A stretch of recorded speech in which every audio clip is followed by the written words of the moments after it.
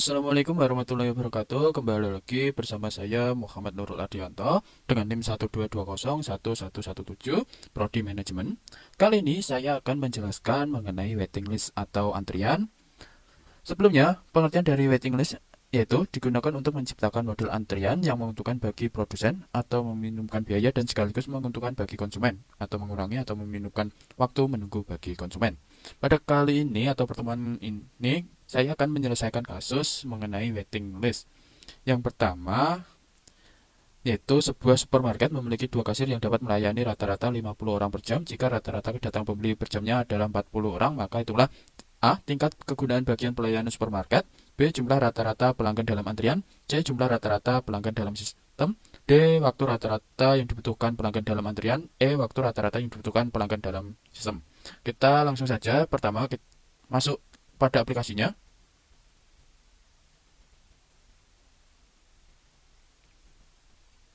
Kemudian kita pilih waiting list. Kita pilih yang M-M-S. Pada kolom titel kita sesuaikan itu.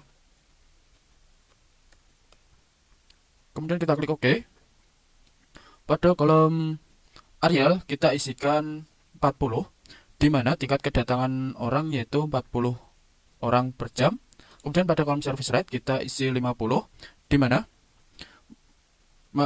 melayani rata-rata 50 orang per jamnya. Dan pada number of service kita isi 2, karena pelayan yaitu 2. Setelah kolom terisi semua kita klik solve, di mana pada data output di atas dapat disimpulkan sebagai berikut. A. Tingkat kegunaan bagian pelayan supermarket yaitu 0,4%. B. Jumlah rata-rata pelanggan dalam antrian yaitu 0,15 orang.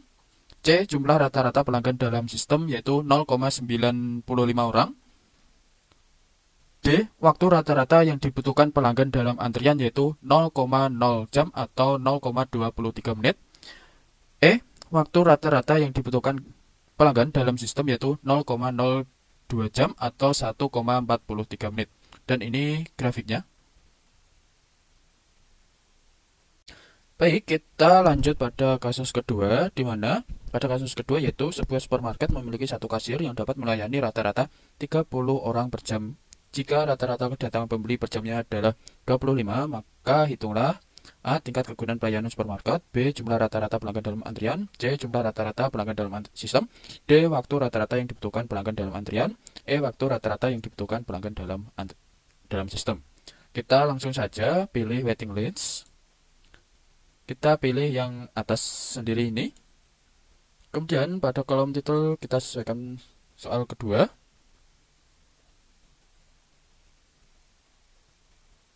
Kemudian kita klik OK. Di mana pada kolom ini nanti saya sesuaikan pada soal pertama. Pada kolom Arial kita isi angka 25, di mana tingkat kedatangan adalah 25 orang per jam. Kemudian pada kolom service rate kita isi 30 orang, di mana tingkat pelayanan adalah 60 orang per jamnya. Kemudian pada number of service yaitu 1, karena yang memberikan pelayanan hanya 1 orang. Setelah kolom terisi semua kita klik solve, di mana pada data output di atas dapat disimpulkan sebagai berikut. Pada soal kedua, pada pertanyaan yang pertama, A. Tingkat kegunaan pelayanan supermarket tersebut yaitu 0,83%. Kemudian B. Jumlah rata-rata pelanggan dalam antrian 4,17 orang. Kemudian jumlah rata-rata pelanggan dalam sistem yaitu 5 orang. D. Waktu rata-rata yang dibutuhkan pelanggan dalam antrian yaitu 0,17 jam atau 10 menit. E. Waktu rata-rata yang dibutuhkan pelanggan dalam sistem yaitu 0,2 jam atau 12 menit. Dan ini grafiknya. Baik, kita lanjut pada soal ketiga, di mana pada soal ketiga yaitu manajer sebuah restoran yang cukup sukses akhir-akhir ini merasa prihatin dengan panjangnya antrian. Beberapa pelanggannya telah mengadu tentang waktu menunggu yang berlebihan. Oleh karena itu, manajer khawatir suatu saat akan kehilangan pelanggannya. Analisis dengan teori antrian diketahui tingkat kedatangan rata-rata pelanggannya selama periode puncak adalah 50 orang per jam.